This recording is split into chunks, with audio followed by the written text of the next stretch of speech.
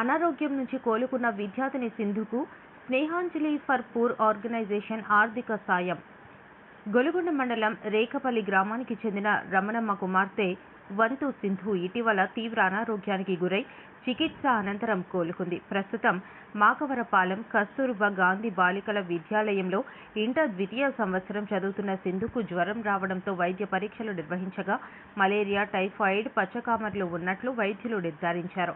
అనారోగ్యం తీవ్రత కారణంగా కిడ్నీ కూడా కొంతవరకు దెబ్బతినడంతో డయాలసిస్ అవసరమని సూచించారు. విశాఖపట్నం ఆసుపత్రిలో చికిత్స పొందిన సింధు ప్రస్తుతం కోలుకుని డిశ్చార్జ్ అయి ఇంటి వద్ద నుంచే వైద్యుల సూచనల మేరకు చికిత్స పొందుతోంది.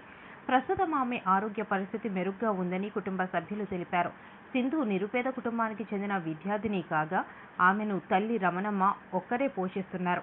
కుమార్తె ప్రాణాలను కాపాడేందుకు అప్పులు చేసి భారీ మొత్తంలో వైద్య ఖర్చులు భరించాల్సి వచ్చిందని కుటుంబ సభ్యులు ఆవేదన వ్యక్తం చేశారు. ఈ నేపథ్యంలో స్నేహాంజలి ఫర్ పూర్ ఆర్గనైజేషన్ సభ్యులు సింధు కుటుంబాన్ని పరామర్శించి 10,000 రూపాయల ఆర్థిక సహాయాన్ని అందజేశారు.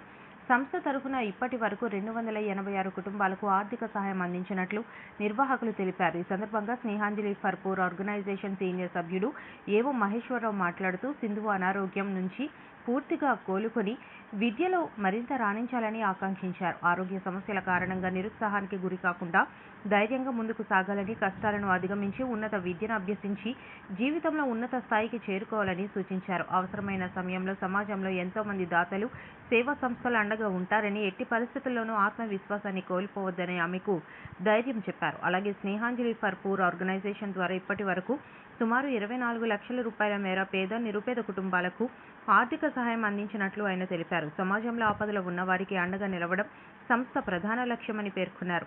ఈ కార్యక్రమంలో సీనియర్ సభ్యులు ఏవో మహేశ్వరరావు, ఎయిమ్ సభ్యులు నెల్లూరి చిరంజీవి, ఎయిమ్ కో కన్వీనర్ మరియు సంస్థ సభ్యులు పూడి నల్లయ్య, తలుపులు, వాడపల్లి